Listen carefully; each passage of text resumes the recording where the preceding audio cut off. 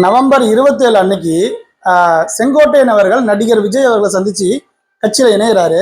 இந்த சந்திப்புக்கு ஒரு நாளைக்கு முன்னாடி திமுகவுடைய அமைச்சர் சேகர்பாபு அவர்கள் ஒரு நபர் மூலியமா இவரை சந்திக்கிறாரு. யாரா? செங்கோட்டையனை சந்திச்சு ஒரு கோரிக்கை வைக்கிறாரு. என்னன்னா, நவம்பர் 27ங்கிறது உதயநிதி அவருடைய பிறந்த நாள். இந்த நாள்ல நீங்க சந்திப்பு நடத்தி அது ஒரு பேசு பொருளா ஆனிச்சுன்னா எங்களுடைய அந்த பிறந்த நாள் நிகழ்வு கொண்டாட்டங்கள் மக்கள்கிட்ட போய் சேராது.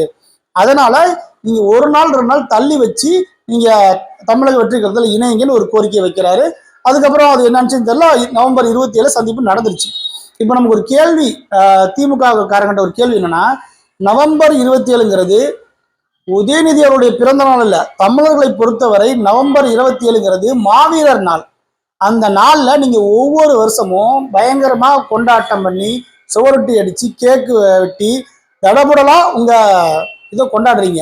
தமிழர்களை பொறுத்தவரையிலையும் 1,00,000 மாவீரர்கள் கிட்ட நாங்க களத்துல பலி கொடுத்துருக்கோம். அந்த ஒரு நாள்ல தமிழர் இனமே சோகத்தில் இருக்கக்கூடிய நாள்ல நீங்க கொண்டாட்டமா கொண்டாடுறீங்க. இது ஒரு மாவீரர் நாள்ல இப்படி உதயநிதி அவர்கள் கொண்டாட்டத்தை பண்றது தவறுன்னு சுட்டி காட்டியிருக்கோமா? இது உங்களுக்கே புரியணும். ஆனா நாங்க சுட்டி காட்டல. ஆனா நீங்க என்ன நினைக்கிறீங்க? உங்க கொண்டாட்டத்துக்கு மாற்று ஒரு நிகழ்வு நடந்து உங்க கொண்டாட்டம் வெளியே தெரியாம போயிடுன்னு சொல்லி வருத்தப்பட்டு ஒரு கோரிக்கை வைக்கிறீங்க. ஆனா நாம் தமிழர் கட்சி தமிழர்களோ உங்களை தூக்கி காலம் தூரத்துல இல்லை. ஏன்னா நீங்க ஒவ்வொரு ஆண்டும் எங்களுடைய மாவீரர் தினத்தில் எங்கள் வீர தியாகம் நடந்த நாள்ல நீங்க உங்க கொண்டாட்டத்தை கொண்டாடி இருக்கிறீங்க.